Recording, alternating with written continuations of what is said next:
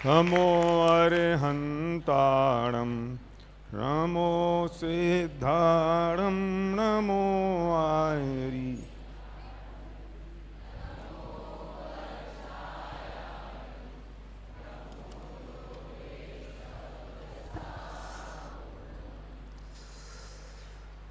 शांति जी ने बहुत बढ़िया विषय पे बात की कि हम कैसे भगवान बने,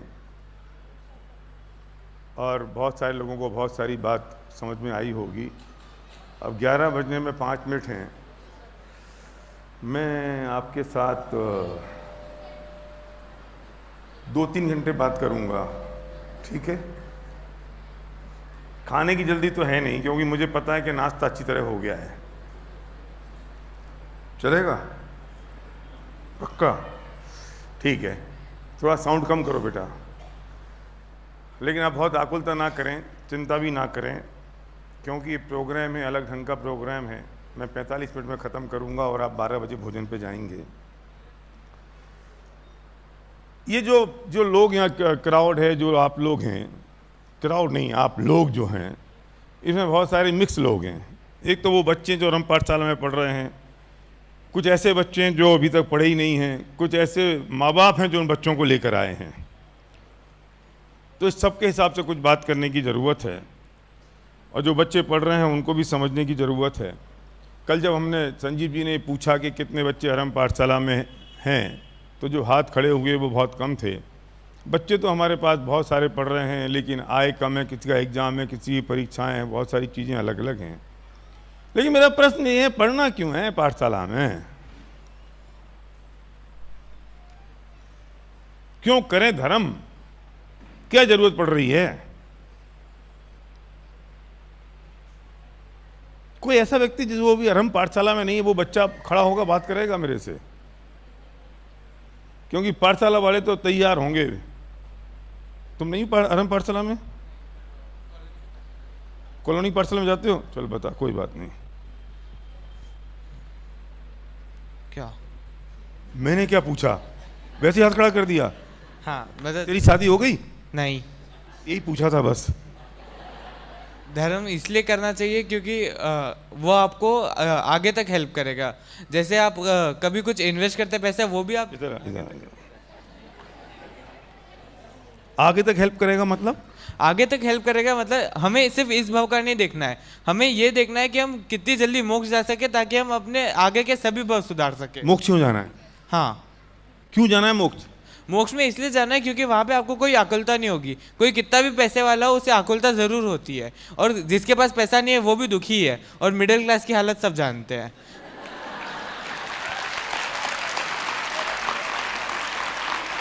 अच्छा, मिडिल क्लास की हालत सब जानते हैं का मतलब इसलिए क्योंकि पेट्रोल का भाव 120 रुपए हो गया? जी हाँ। जिन्हें सुन रहे हो तुम, बच्चा बच्चा जानता है इस बात को कि मिडिल क्लास की हालत खराब है क्योंकि 120 रुपए भाव हो गया है। तो मतलब तुम्हारा नाम क्या बेटा? जैनिल जैन। कौन सा जैन? जैनिल। जैनेन्द्र? जैनिल। जैनिल? हाँ। जैनिल? हाँ। नाम भी आजकल इतने बढ़िया बढ़िया होने लगे हैं, मुझे समझ में नहीं आता। पहले ना कुत्तों के नाम टॉमी हुआ करते थे। मैंने तो अभी भाई साहब एक कार्ड में पढ़ा, उसमें लिखा हुआ था भब्दिए टॉमी। तो मैंने सोचा कि ये मतलब आदमियों के नाम टॉमी होने लगे। बाद में पता चला कि आदमियों का नाम टॉमी नहीं है, उसका इतना प्यारा कुत्ता है कि कुत्ता निवेदन कर रहा है कि आप हमारी शादी में आओ। कुत्ते का नाम लिखा शादी के कार्ड में। संजीव जी, आप रोज प्रवचन कर रहे हो पर ये बात नहीं सिखा पाए लोगों को। बेटा थोड़ी आवाज बढ़ाना है, आवाज कम है। जैनिल,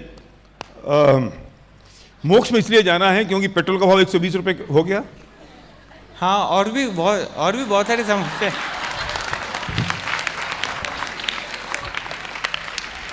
और भी 2-4 बता। अगर मजाक से हटे तो हमें संसार के आकुलताओं से दूर रहना है। आकुलता क्यों हो रही है? आकुलता इसलिए हो रही है क्योंकि हमारे परिणाम पल पल बदलते हैं, और वो क्यों बदलते हैं? क्योंकि ये मन अस्थिर है। अगर हम मोक्ष में होंगे तो हमारे पास कोई हमारे मन कुछ सोचेगा नहीं, और हम सिर्फ त्रैकालिक सुख की प्राप्ति करेंगे। मतलब लड़के का कॉन्फिडेंस देखो आप।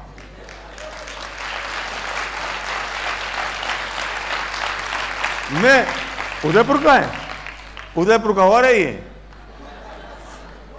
मतलब आप देखना कि इसमें कुछ शब्द इसको याद हैं, त्रैकालिक, सुख, मोक्ष, बीच बीच में मिडिल क्लास, फिर आ जाता है इसको पेट्रोल का भाव 120 रुपए, फिर आ जाता है आकुलता। मतलब आप सोचो अभी ये ना उस स्टेज पर है कि अभी बिना पढ़ने वाला है नहीं और पूरा समझ पाया नहीं है, बीच वाला है। लेकिन रियली आई अप्रिशिएट बेटा, बहुत बढ़िया। क्या तुम्हारे पापा का नाम? पारस जी। पारस जी। तो तुम पाठशाला क्यों जाते हो? पाठशाला इसलिए जाते हैं क्योंकि हमें भी भगवान, इससे हमें भगवान बनने की प्रेरणा मिलती है और उससे हम आगे के लिए समझ सकते हैं कि आगे हमें किस तरह मोक्ष की प्राप्ति करनी है। मैंने इसलिए दोबारा प्रश्न पूछा कि इसका उत्तर बदल ना जाए। बैठ बेटा बैठ। तो कोई और हिम्मत वाला? बैठा बेटा, आजा आजा। यार पहले थोड़ा ठीक था साउंड, इको बंद कर दो। आजा बेटा, क्या नाम है? नविका। नविका जैन। नविता जैन। तो तुम बताओ, पाठशाला जाती हो? हाँ। क्यों जाती हो? धर्म सीखने के लिए। धर्म क्यों सीखना है? धर्म इसलिए सीखना है क्योंकि अब अगर हम अभी धर्म सीखेंगे तो फिर हम आगे के भवों में मोक्ष जाएंगे। तो मोक्ष क्यों जाना है? क्योंकि वहाँ पे हमको खुशियाँ मिलती है। खुशियाँ मिलती हैं? किस तरह की खुशियाँ मिलती हैं? वहाँ पे हमें कोई परेशानी नहीं होती है। वहाँ पे हमें कोई परेशानी नहीं होती है। यार ये साउंड ठीक करो ना यार, मुझे समझ में नहीं आ रही बच्ची क्या बोल रही है। रुक, क्या नहीं होती है? परेशानी। परेशानी नहीं होती? मैंने सोचा वहां शादी नहीं होती, क्योंकि ये बच्ची ही परेशान है अपने पापा मम्मी की शादी से। यार शादी नहीं होती, ये बढ़िया सुख है, परेशानी नहीं होती। तू कौन सी परेशानी से दुखी है यहाँ पे? पढ़ना नहीं पड़ता। पढ़ना नहीं पड़ता, इसलिए इसको मोक्ष में जाना है। तेरी मम्मी आई है यहाँ पे? पापा मम्मी दोनों ही नहीं आए। पापा मम्मी दोनों, इसलिए ईमानदारी से बात नहीं बोली, वरना अगर पापा मम्मी नहीं होते तो ये बेटी क्या बोलती कि वहाँ पे हमें मार्क्स की चिंता नहीं होती, फेल होता तो कोई मारता नहीं है। समझ में आ गई? मोक्ष क्यों जाना है उसके कारण समझ में आ रहे हैं आपको?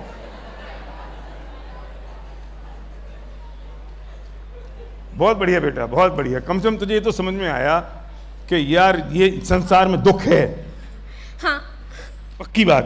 पक्की बात। बहुत बढ़िया बेटा, बहुत सारी तालियां दो इस बच्ची को।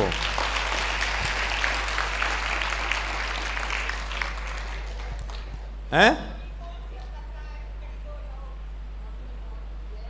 अरे काय को इज्जत खराब कर रही हो? वे पूछ रही हैं उनकी मम्मी और पापा कौन से खड़ा कर लो, इज्जत खराब हो जाएगी उनकी, क्योंकि डांटती हैं पीटती हैं, बेचारी बच्ची परेशान है उनसे। तो ये बच्ची को समझ में आ गया कि हम दुखी हैं, इस बेटे को समझ में आ गया कि हम दुखी हैं। दुर्भाग्य तो ये है कि मैं मसूरी में गया था, कुछ 20-25 लोगों का एक प्रोग्राम था, फैमिली प्रोग्राम। उन्होंने कहा साहब कुछ शुरू कर दो। हालत तो ये हम लोगों की कि भैया 4-5 आदमी बैठे हो, वे कहते पंडित जी शुरू कर दो।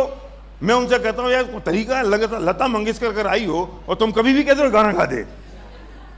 लेकिन चूंकि फैमिली प्रोग्राम था, मेरा भी मूड बन गया। मैंने कहा अच्छा हम सब दुखी हैं कि नहीं है। मैं इतना सा प्रश्न पूछा तो एक सज्जन खड़े हो गए, बोले बिल्कुल दुखी नहीं है। जिन्हें सच बताऊं मुझे लगा पंडिताई खत्म, क्योंकि हम तो यहां से शुरू करते हैं कि हर एक व्यक्ति बोलता है हम दुखी हैं, तब तुम आगे की बोलते हैं गायक अब बोल हम दुखी नहीं है।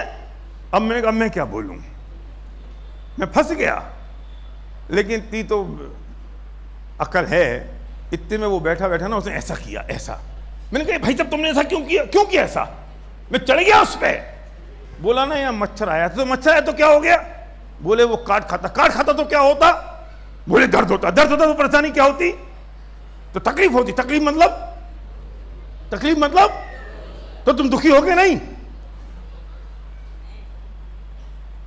तो बोलता है हाँ। मैंने कहा तुम गलत पंडित से उलझ गए और तुम ये समझ रहे थे कि हम जीत जाएंगे। अरे पहले नक्की तो करो कि हम दुखी हैं। मेरी समस्या यह है कि हम सब ने मिलके धर्म को कठोर बना दिया। हम सब ने मिलके धर्म की परिभाषा को बंधन में डाल दिया। हम सब ने मिलके, हम सब की जिम्मेदारी है ये, आगे से लेके पीछे तक सब लोगों की, कि हम किसी बच्चे से कहें, किसी जवान से कहें, किसी बुजुर्ग से कहें कि चलो बेटा कुछ धर्म कर लें, चलो बेटा मंदिर चलते हैं, तो उसके दिमाग में बात आती है लिमिटेशंस, उसके दिमाग में बात आती है बंधन, उसके दिमाग में बात आती है कुछ सीमाएं, उसके दिमाग में बात आती है कुछ छोड़ना पड़ेगा, कुछ ग्रहण करना पड़ेगा, कुछ प्रतिज्ञाएं लेनी पड़ेंगी, उसके दिमाग में बात आती है कि मेरी फ्रीडम खत्म हो जाएगी। फिर वो कहता है कि इसे बुढ़ापे में करने की चीज है। अरे धर्म तो आनंद की चीज है, धर्म बंधन की चीज नहीं है। ताली बनती है इस बात पर। हम जब भी बात करते हैं तो हम समझने और समझाने की बात नहीं करते। हम बात करते हैं आलू मत खा, रात्रि भोजन मत कर, रोज मंदिर जा। मैं ये नहीं कह रहा हूं कि ये नहीं करना है, पर यही धर्म नहीं है। असली धर्म समझ में आ जाएगा तो ये सब तो हो ही जाने वाला है, इसकी चिंता करने की जरूरत नहीं है। और हम असली धर्म की बात नहीं कर रहे हैं, हम असली तत्व ज्ञान की बात नहीं कर रहे, हम बेसिक फंडामेंटल की बात नहीं कर रहे, हम प्रकृति के नियम की बात नहीं कर रहे हैं, हम उन मूल सिद्धांतों की बात नहीं कर रहे हैं। और सबसे पहले कहते हैं तू छोड़ दे, बच्चा भाग जाता है।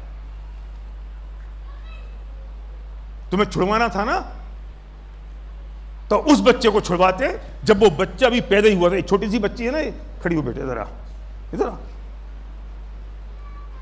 पापा मम्मी का नाम मत बताना, इधर आ जा, इधर आ। क्या नाम है तेरा?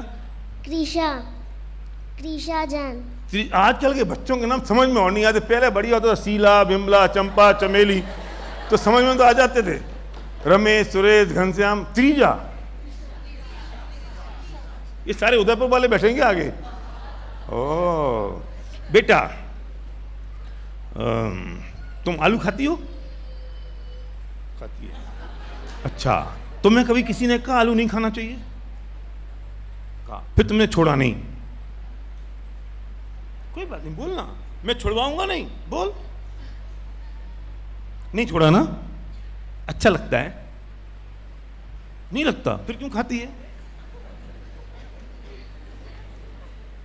कोई बात नहीं, बैठ जा बेटा, इस बच्ची की गलती नहीं है। मैं माफी के साथ कह रहा हूं, मैं इसके माता पिता को जानता नहीं हूं। उदाहरण समझना, मैं आप पे आरोप प्रत्यारोप नहीं कर रहा हूं, मैं एग्जाम्पल दे रहा हूं। मेरा तरीका है कि मैं डेमोन्स्ट्रेशन करके बात करूं तो ज्यादा इंपैक्टफुल हो। मुझे नहीं पता ये बच्ची कंफ्यूज थी, घबरा गई, खड़ी हो गई, ये आलू खाती कि नहीं खाती, मुझे पता नहीं। हमारी गलती ये है कि हमें जब सुधारना होता है उस वक्त हम लीलेंट हो जाते हैं। अरे यार बच्चा ही तो है, कोई बात नहीं, लेज का पैकेट खा लिया तो क्या हो गया, खत्म। इस उम्र की बच्ची को समझाने की जरूरत नहीं है कि एक श्वास में 10 बार। इस उम्र की बच्ची को समझाने की जरूरत नहीं कि इसमें नगोदी अजीब होते हैं। इस बच्ची को समझाने की जरूरत नहीं है कि तुम ये इसलिए मत खाओ क्योंकि इसमें अनंत अनंत जीव होते हैं। इस बच्ची को सिर्फ इतनी सी समझाने की जरूरत है कि बेटा ये आलू है और आलू छी होता है, छी, हो गया, काम खत्म।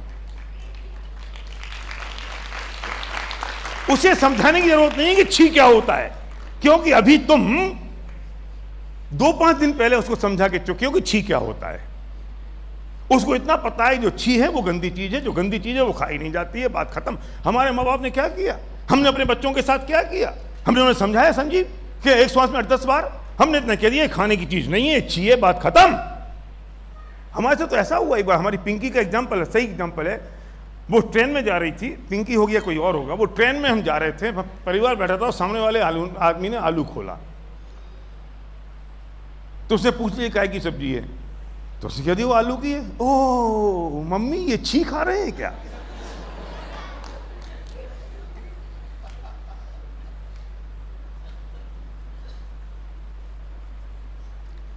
सिद्धि है ना, सिद्धि को हम एक बार घर पे लेके आए चीकू, तो ये बोलती मैं नहीं खाऊंगी। क्यों? ये तो आलू है, तुझे कैसे पता आलू जैसा दिखता है? तो दादी फिर उसको मंडी लेके गई कि ये आलू है, ये चीकू है, ये नहीं खाते और ये खाते हैं। क्यों? हमें आज तक नहीं समझाना पड़ा। मैं उन माता पिताओं से कहना चाहता हूं, मेरी उम्र के लोगों से कहना चाहता हूं कि जब बच्चा छोटा होता है तब ही समझाने की जरूरत है। हम तब दया करते हैं, प्यार करते हैं, वो अभी क्या दिक्कत है, अभी तो छोटा बच्चा है, अबे वो तुम्हारा बाप बनने वाला है, रुक जाओ थोड़े से दिन, अभी समझ जाएगा जो समझेगा, बाद में नहीं समझेगा। ये बात तो मैं उनसे कह रहा हूं कि बच्चा समझ के छोड़ो मत, ये बहुत बड़े हो गए हैं, इस वक्त जो संस्कार डालने होंगे, बाद में डालेंगे नहीं।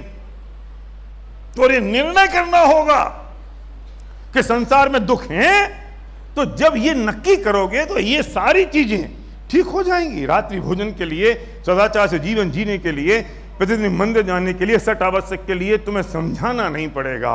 उसे बेसिक फंडामेंटल स्ट्रॉन्ग करो, उसे समझाओ, उसे बताओ, ये सब चीजें छूट जाएंगी। वरना मुझे डर इस बात का है कि बच्चे बंधन के नाम से धर्म से झूठ हो जाते हैं, और धर्म बंधन का नाम नहीं है, आनंद का नाम है।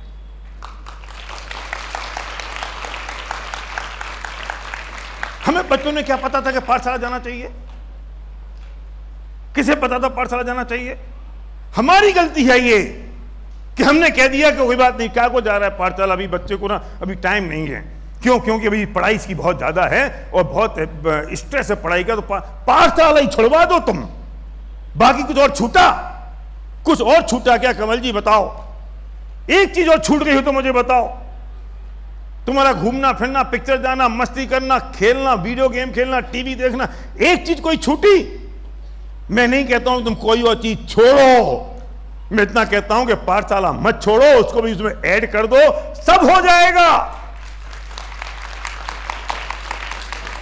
सुनो, पाठशाला जाएगा तो बाकी सब चीजें और आसान हो जाएंगी, और पाठशाला नहीं जाएगा तो बाकी चीजों के कारण उसकी जिंदगी के साथ साथ हमारी और तुम्हारी जिंदगी भी नरक बन जाएगी।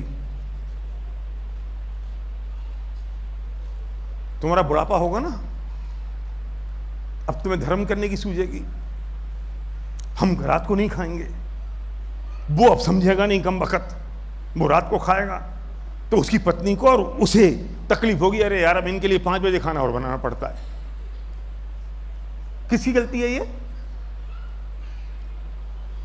हम धर्म करेंगे बुढ़ापे में, उसकी होगी जवानी, हमारा होगा बुढ़ापा। हम शुरू करेंगे और वो बिगड़ चुका है, वो माथा फोड़ेंगे, आफत दिखोगे तुम। अरे यार अब इनके लिए लौकी की सब्जी और बनाओ यार। तुम बचपन में छुड़वा देते ना बेटा, तो हमारा बुढ़ापा सुधर जाता है।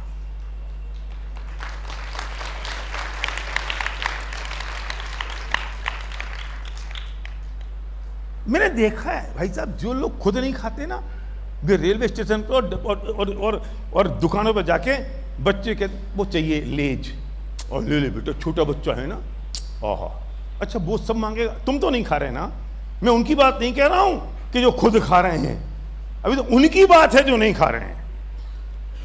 मैं उनको तो सलटा लूं कम से कम, उनसे तो शुरुआत कर लें, बाकी बात तो बाद में कर लेंगे। तो इस बात का ध्यान रखना पड़ेगा। मेरे पास समय बहुत कम है, वरना मैं एक एक टॉपिक पे एक एक घंटे बात करना का मन होता है और कर सकता हूं, लेकिन मैं बहुत सारी बातों को छूते हुए निकलूंगा। एक साथ सारी बातों को मैं नहीं करूंगा, कभी और मौका मिलता रहेगा तो और डिटेल में बात करते रहेंगे। लेकिन ये जिम्मेदारी पिताओं की है, ये जिम्मेदारी हम सब की मिलके माताओं की है कि हम बंधन का रूप ना देते हुए उसे बेसिक सही फंडामेंटल, मोक्ष जाना है, क्यों जाना है, ये दुख है, मोक्ष में अनंत सुख है, अनंत सुख क्यों होता है, कैसे मिलता है, किन कारणों से मिल सकता है, कौन से सिद्धांत हैं, उन सबको समझाने की आवश्यकता है। क्यों नहीं?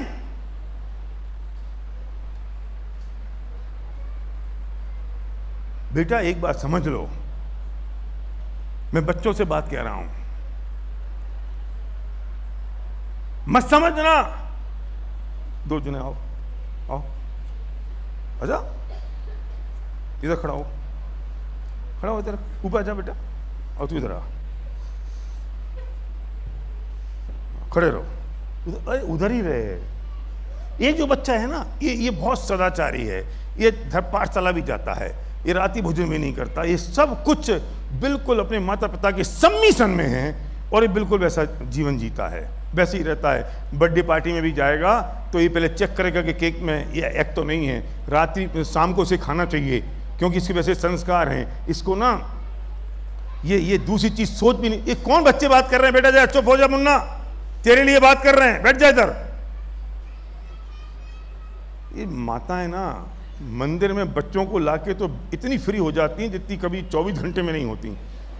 यहाँ आ गई, बच्चों को छोड़ दिया, संभालते रहेंगे बाकी लोग, अपन तो तुम संभालते रहेंगे, बाकी सब डिस्टर्ब होते हैं बहन जी। तो ये जो है ना, ये बेचारा ऐसा जीवन जीता है। और ये बाबूजी सब, अब मैं आपसे पूछता हूं कि आपका एक बेटा है, आप अपने बेटे की दोस्ती किससे कराना पसंद करोगे? इससे कि इससे? किससे? इससे? इससे? पक्का? आपकी इमेज इसकी अच्छी है दिमाग में कि इसकी? जोर से बोलो यार। इसकी। आपके दिमाग में जो श्रद्धा है वो इसके प्रति ज्यादा अच्छी है कि इसके प्रति? इसके प्रति है ना। तो फिर हम ये क्यों सोचते हैं कि अगर हम सदाचार और आचरण पूर्वक जीवन जिएंगे तो हम इंफिनिटी कॉम्प्लेक्स में आ जाएंगे और हम दुनिया से अलग हो जाएंगे और दुनिया हमें अलग नजरों से देखेगी। जब हमारी श्रद्धा इसके प्रति ज्यादा है तो दुनिया की श्रद्धा इसके प्रति ज्यादा होगी कि नहीं? तो ये बड़ा हुआ कि ये बड़ा हुआ? अभी हमारी तकलीफ इसलिए है कि हम अगर बच्चों को ये सब व्यवहार करा देंगे, पाठशाला भेजेंगे, वो धार्मिक हो जाएंगे तो दुनिया में फिट नहीं होंगे और दुनिया के लोगों से अलग हो जाएंगे। फिर वो दोस्तों के कैसे जाएंगे, फिर दोस्तों से बातचीत कैसे करेंगे, फिर दोस्तों में मिलेंगे कैसे, उस माहौल में, इस दुनिया में कैसे जिएंगे? हम ये सोचते हैं ना, और हमें लगता है इंफिनिटी कॉम्प्लेक्स में आ गए हैं। अरे भाई, ये इंफिनिटी कॉम्प्लेक्स में हो सकता है, ये तो महासुपरिटी कॉम्प्लेक्स में है।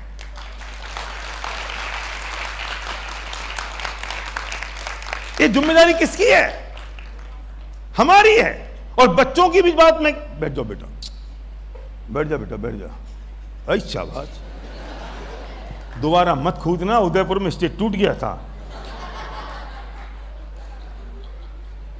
हमारी समस्या क्या होती है कि हमने अगर ऐसा जीवन जीना शुरू कर दिया, हमारे बच्चे आउट ऑफ डेट हो जाएंगे, मिसफिट हो जाएंगे। नहीं, तुम्हारी सम्मान बढ़ जाएगा, इज्जत बढ़ जाएगी दोस्तों के बीच में। और हमारी जिम्मेदारी ये बनती है कि इस बात की, इन बच्चों की सेल्फ इमेज हमें इंक्रीज करनी चाहिए। हम दुनिया की धारा में बह जाएं, हम दुनिया के उस बहाव में बह जाएं जहां पूरी दुनिया बह रही है, कि हमारा जो पर्पज है लाइफ का, हमें यह सीखने की जरूरत है। सिर्फ 3 क्वेश्चन ढूंढ लेना, उसका नाम धर्म है। बच्चों, मैं तुमसे भी कह रहा हूं ये बात। एक क्वेश्चन ये है, मैं कहीं से तो आया हूं ना। ए मुन्ना, छोड़ उसको, मेरी बात सुन। अमन नाम है ना, तो किसी और का है आई कार्ड, उसने ले लिया। सिर्फ एक क्वेश्चन ये सोच लेना, इस क्वेश्चन का आंसर ढूंढना, मैं कहीं से तो आया हूं। ऐसे ही पैदा हो गया मैं? कहां से पैदा हुआ? मां के पेट से। तो मां के पेट में कहां से आया? मैं भी क्वेश्चन के आंसर नहीं दूंगा, मैं क्वेश्चन क्रिएट कर रहा हूं। एक क्वेश्चन के आंसर ढूंढने पड़ेंगे तुम्हें, और एक क्वेश्चन क्रिएट हो गए तो आंसर तुम ढूंढ लोगे। हमारा संकट यह है कि आंसर देने वाले हजारों विद्वान तैयार हैं, पर क्वेश्चन पूछने वाला एक आदमी तैयार नहीं है। मैं क्वेश्चन क्रिएट कर रहा हूं, कहां से आया मैं?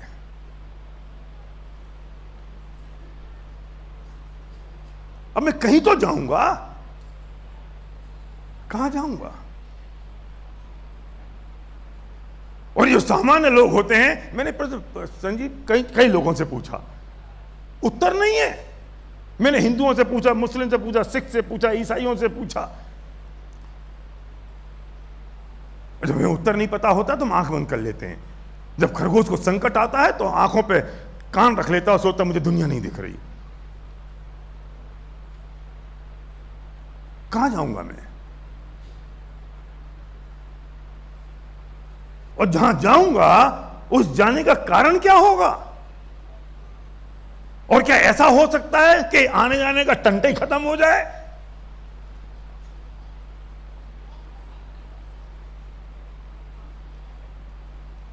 हो सकता है। कैसे होगा?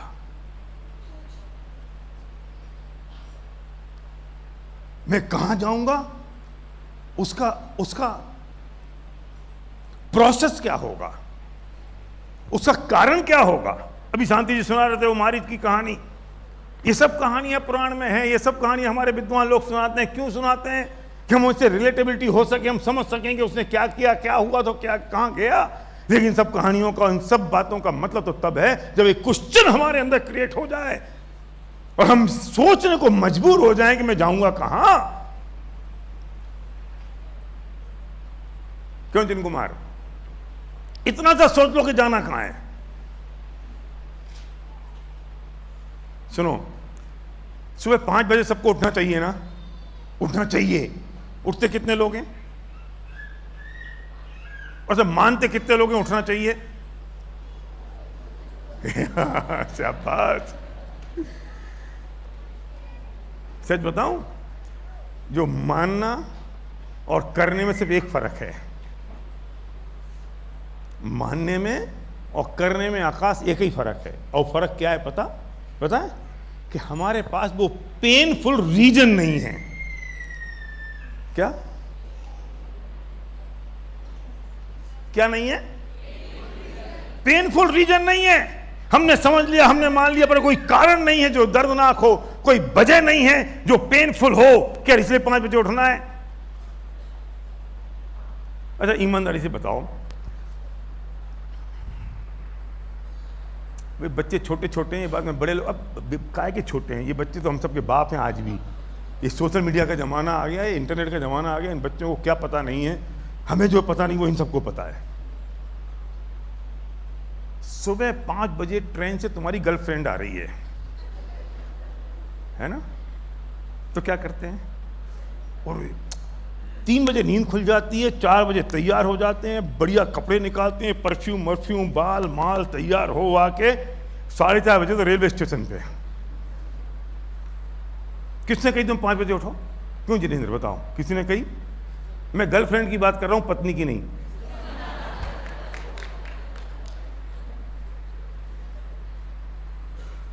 मिला है। अगले दिन सुबह 5 बजे ताऊ जी आने वाले थे।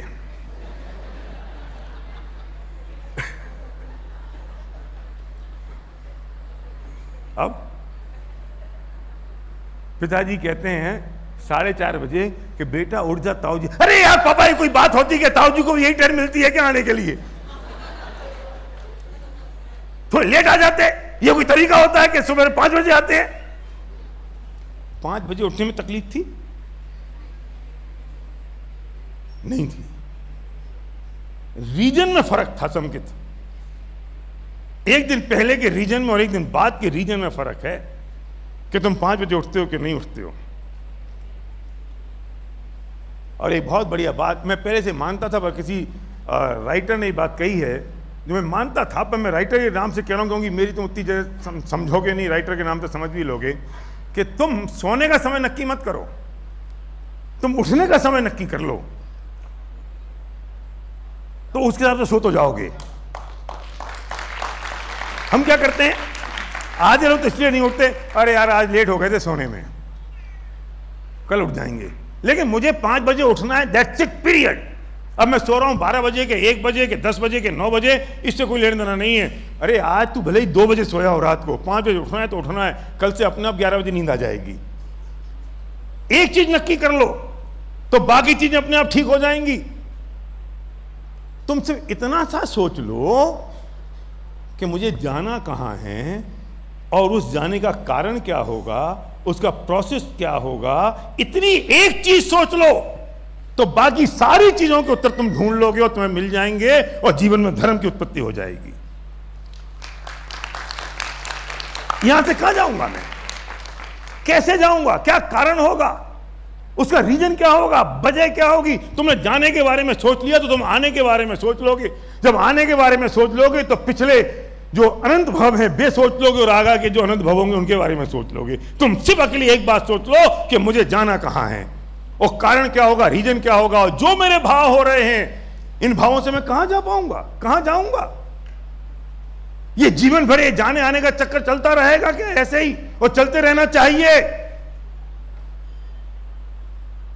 और जिसने उत्तर सोच लिया उनमें से कोई आदिनाथ बन गया, कोई भरत बन गया, कोई बाहुबली बन गया, कोई महावीर बन गया। और जिनने उत्तर नहीं सोचा, वे आप और मेरे जैसे लोग अनादिकाल से संसार में रखड़ रहे हैं, और उत्तर नहीं ढूंढेंगे तो अनंत काल तक ऐसे ही रखड़ते रहेंगे, कोई दूसरा उपाय नहीं है।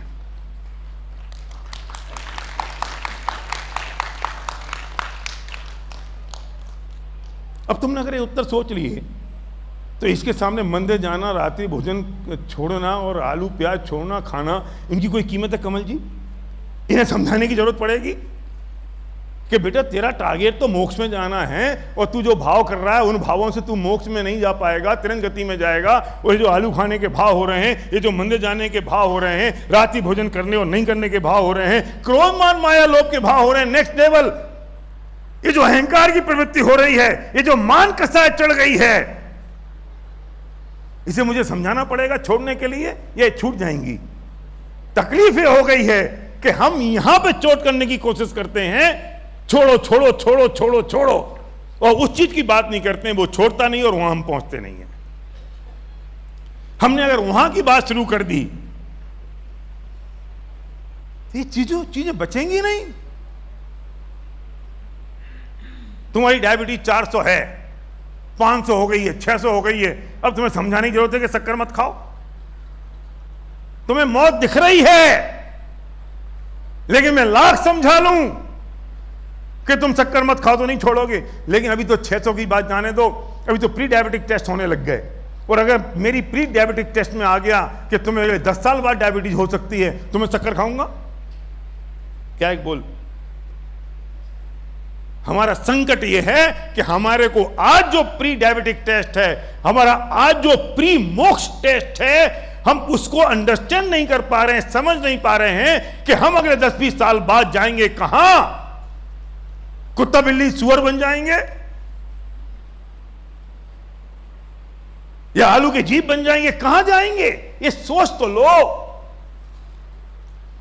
मैंने एक इस्लाम धर्म वाले आदमी से पूछा कि यार तुम कहां जाते हो? उसने बहुत बढ़िया जवाब दे दिया कि बोले भाई साहब 3 भव का नक्की है। अनिल जी सच कह रहा हूं मैं, संयम, सही काम करोगे, अच्छे काम करोगे तो जन्नत में जाओगे, खराब करोगे तो जहन्नुम में चले जाओगे। 3 भव तक। उसके बाद बोले उन 3 की बात फिर पता चलता आगे की 3 का। तो मैंने सोचा भाई साहब कि वो जो 3 भव दिखते हैं ना भावमंडल में, 4 दिखते हैं, अपना सहित ना, अपने को हटा के 3 मान लो, तो वहीं से कहीं से पकड़ा होगा इसने भी। तो मैंने कहा भाई जन्नत में क्या मिलता है? तो बेचारे बच्चे ने कहा पढ़ना नहीं पड़ता। उसने भी कह दिया हूर की नूर मिलती हैं, शराब की नदियां बहती हैं, उसे वो ही चाहिए था। एक चीज का उत्तर ढूंढ लो, सिर्फ एक चीज का। जाएंगे कहां? आ तो गए, कैसे भी आए, कहीं से भी आए, सलट गया ना मामला, पहुंच गए ना। अरम फेस्ट में आप आ तो गए, रोके पीट के धक्के खा के धूप गर्मी जैसे पहुंच गए ना। अब कहां जाना है वो तो नक्की कर लो, क्योंकि life doesn't have the rewind button. ये जिंदगी पीछे तो जा नहीं सकती, ये पिछले भव में तो हम जा नहीं सकते। लर्निंग ले सकते हैं, लेसन ले सकते हैं, पर आगे का सोचना पड़ेगा कि जाएंगे कहां।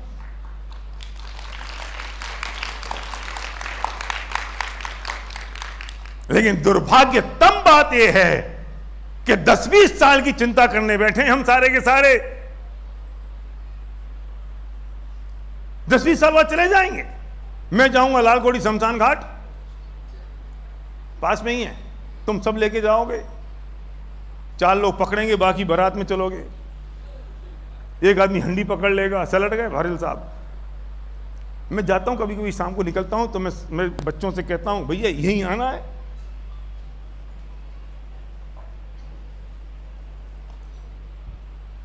तुम खुश मत हो, तुम भी जाओगे अपने अपने गांव के लाल कोठी शमशान घाट में, कोई मैं ही नहीं जाने वाला हूं अकेला। लोग कहते हैं छी गंदी बात करते हो। अच्छा इसमें गंदा क्या है? मरना नहीं है क्या? क्या बाहुबली बोल, इसका नाम तो बाहुबली हो गया हमारे आशुतोष का। बताओ ना क्या होगा? नहीं मरना, मरना है ना। कितने दिन? मेरे 20 बच्चे होंगे, तुम लोगों के कोई 30-40 बच्चे होंगे। यहां कुछ जो बुजुर्ग लोग बैठे हैं कुर्सियों पे, उनके 2-4-6 महीने बच्चे होंगे। इसमें हंसने की क्या बात है? मतलब ज्यादा है कम है? अरे हंस ले बेटा, घबरा मत, तू ऐसा क्यों चिंता करता है? बेचारा हाथ जोड़ रहा है। नहीं, अरे किसी के घंटे बच्चे होंगे। परसों हम और सर्वक किसी की हमारे स्टाफ की शादी में गए संयम, रात को 9 बजे हमारी यहाँ मीटिंग थी, 8:45 बजे मैं उससे हाथ मिला के आया हूँ कि बेटा 9 बजे हमारी मीटिंग है, हम निकल रहे हैं। और 10 बजे मैसेज आ गया कि उसकी सगी बहन की डेथ हो गई। वो शादी में रिसेप्शन पर खड़ा हुआ दूल्हा बन के। परसों की बात है। माफ करना, किसी के घंटे बच्चे होंगे। उसके बाद क्या? समझ में आ रही है बेटा?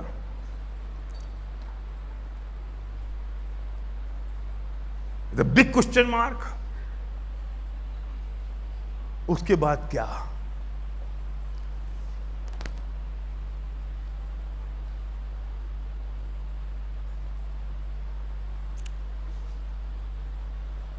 कुछ नहीं है, खाओ पियो मौज करो ऐश करो। फिर क्या?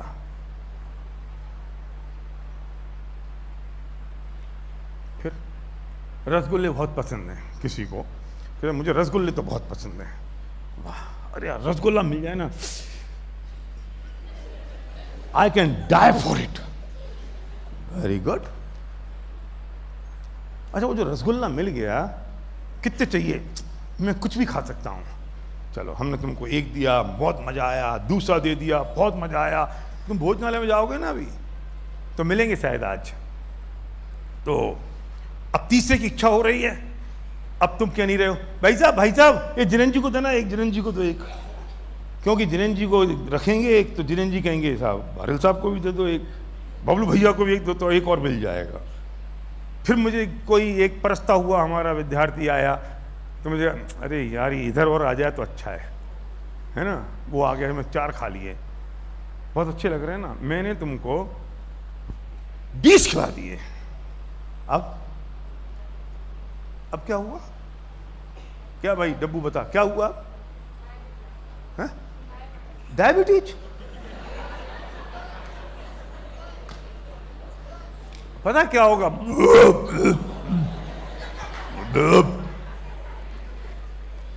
क्या हो रहा है? आनंद आ रहा है? आनंद नहीं? फिर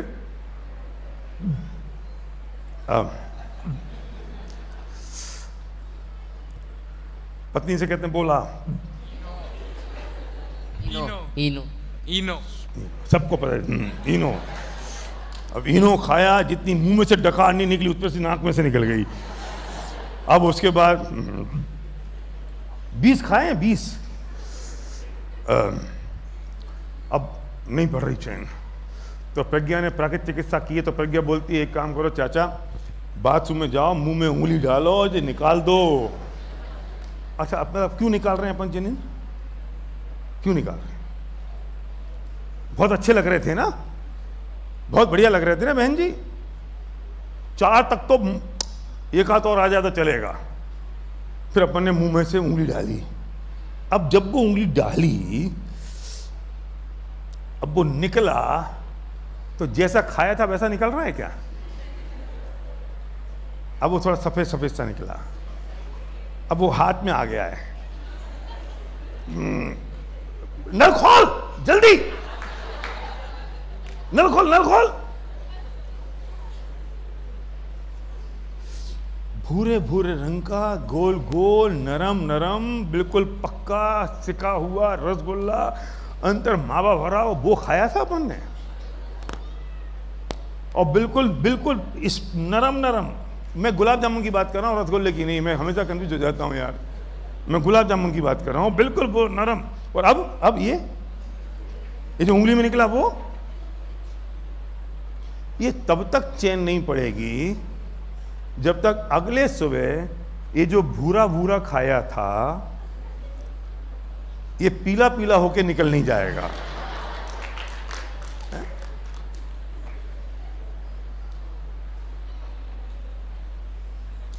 ये आनंद की परिभाषा क्या है? ये आनंद है, ये मजा है, ये खुशी दे रहा है, और इसके पीछे भग रहे हैं वो 10-20 साल। इसलिए ढूंढ लो, खोज लो, रास्ता तैयार कर लो। उसके लिए कोई आड़े नहीं आता, ना पढ़ाई आड़े आती, ना मौसम, ना माहौल, ना समय। और अगर माता पिताओं ने रास्ता ढूंढने की तैयारी कर ली तो बच्चों का तो बाय डिफॉल्ट हो जाएगा, उसकी चिंता मत करना। बच्चे तो देख के सीख रहे हैं। तेरे नंबर अगर 60% भी आएंगे तो चलेगा, पर पाठशाला एक दिन मिस नहीं होनी चाहिए, क्योंकि अनंत काल तक तो एक पाठशाला लेके जाएगी, नंबर लेके नहीं जाएंगे। मैं बहुत पढ़ा लिखा नहीं हूं, मैं ग्रेजुएट हूं 2nd डिवीजन। क्या बिगड़ गया मेरा? क्या बिगड़ गया? और भी जो 90 मेरे साथ पढ़ने वाला एक लड़का था, वो सबके साथ ही होते हैं, जो फर्स्ट क्लास फर्स्ट आता था, पोजीशन आती थी, वो 24 घंटे पढ़ते ही रहता था, पाठशाला तो जाता ही नहीं था। और हमारी तो गर्मियों की छुट्टियों में दादा हमको लेके जाते थे शिविर में। हम विदिशा रहते थे, सब लोग जयपुर रहते थे, चारों भाई बहन। ये हमारी जो छुट्टियां शिविरों में मनती थी, घुट्टी में पिला वो जो है ना, वो जो फर्स्ट क्लास फर्स्ट आता था, मोती जैसे अक्षर हुआ करते थे और बहुत बढ़िया पढ़ता था 24 घंटे, वो आज भी 25-30-40 हजार रुपए की नौकरी कर रहा है। ये जिस दिन समझ में आ जाएगा कि पैसे फैसे नौकरी फोकरी बहुत ज्यादा पढ़ाई वढ़ाई से नहीं मिलती है, पुण्य के उदय से मिलती है, तो सारे टंटे खत्म हो जाएंगे।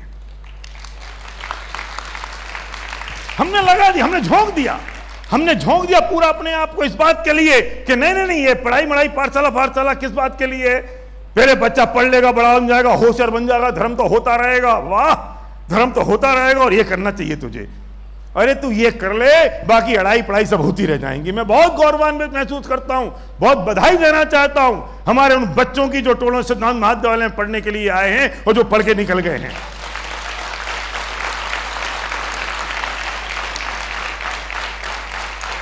अरे ये जन्म नहीं, ये भव नहीं, तुम्हारे तो अनंत भव सुधर गए अनंत भव।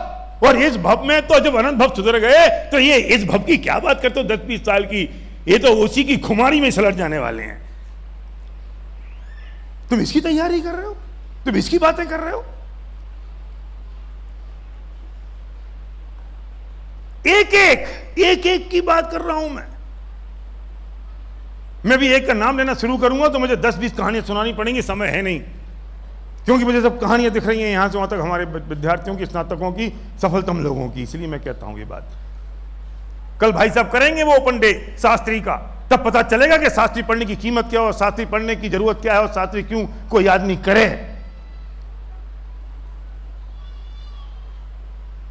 तैयारी करो, अनंत भव की तैयारी करनी है, 10-20 साल की तैयारी करनी है। कौन सी तैयारी की आप बात करते हो? मैं 2-4 लाइनें हैं टोडेमल जी साहब की, वो मुझे बहुत थ्रिल कर देती हैं, जो मोक्षा प्रकाशक के 44वें पेज पे उन्होंने लिखा है कि मेरे अनादि संसार का दुख पाया जाता है और मुझे उसके नाश का उपाय करना है। मुझे अनादि संसार का दुख पाया जाता है और मुझे उसके नाश का उपाय करना है। अब आगे की लाइन तो सुनो कि ऐसे विचार से तेरा कल्याण हो जाएगा। इस विचार मात्र से, समझ में आ रही है बात? ये विचार, सिर्फ ये विचार, ये सारी बात मैंने वहीं से निकाली है। इतना सा विचार कि मैं कहां जाने वाला हूं बस, और मैं दुखी हूं, इस विचार मात्र से कल्याण हो जाएगा। क्योंकि तुम खोज में निकल पड़ोगे तुम खोज में, इस विचार से। और हम इतना विचार ही नहीं कर पा रहे हैं। बस कोई लंबी चौड़ी कहानी नहीं है, इतना विचार कर लो बस। और फिर वो 75 पेज पर कहते हैं कि हमने जो दुख बताए हैं वो तुझ पे बीत रहे हैं कि नहीं। क्या जय कुमार जी बताओ, ये जो हमने दुख बताए ना, ये बच्चा बोल गया दुखी हूं मैं। ये बच्चे चाहे मां से दुखी हो, चाहे बाप से दुखी हो, चाहे पढ़ाई से दुखी हो, दुखी है ना। हम हंसते हैं इनकी बातों पे। हम पैसे से दुखी हैं, हम पत्नी से दुखी हैं, जी मां से दुखी है। फर्क क्या है?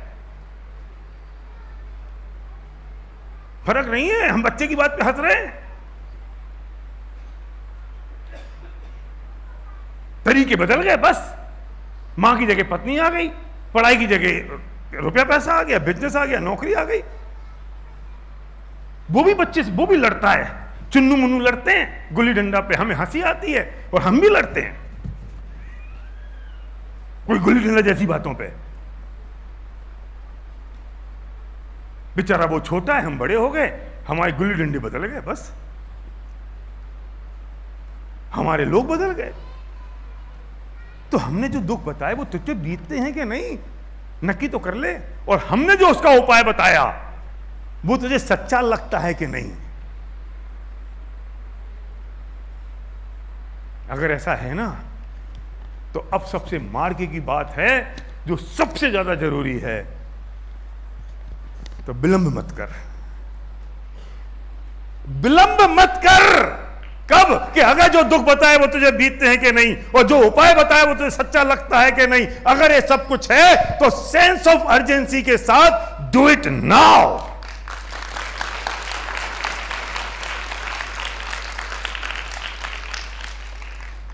विलंब मत कर का मतलब क्या है जी? सेंस ऑफ अर्जेंसी है ना।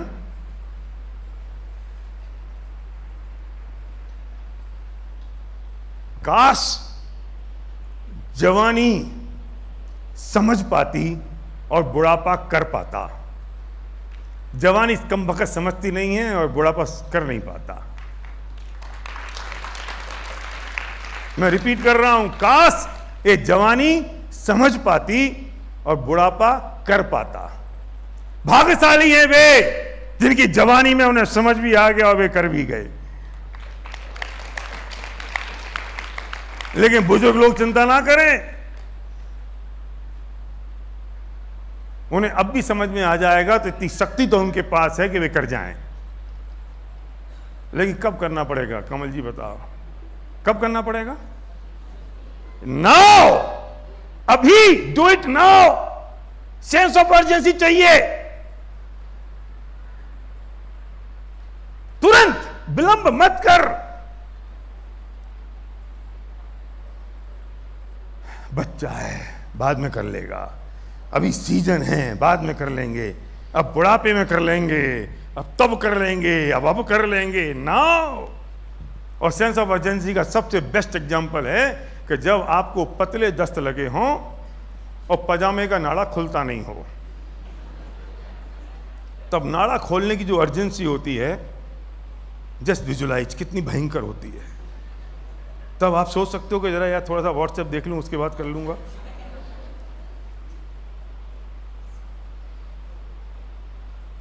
अभी तो आपका बिना मोबाइल के आपकी उतरती नहीं है, बिना मोबाइल के आप बाथरूम जाते नहीं हो, और तब किसी का फोन आ जाए। कब? पतले दस्त लगे हैं, नाड़ा खुलता नहीं है, किसी का फोन आ जाएगा तो उठाओगे? समझता नहीं है अभी कितनी अर्जेंसी है। सारी प्रायोरिटी सेट हो गई बाय डिफॉल्ट। कोई कॉल नहीं, कोई बात नहीं, कोई व्हाट्सएप नहीं। हवाई जहाज भी छूट रहा हो तो छूट जाए कम वक्त। 1 लाख रुपए का ग्राहक भी आए तो चूल्हे में जा, पागल है क्या तू? सारी प्रायोरिटी सेट हो गई, सेंस ऑफ अर्जेंसी हो गई।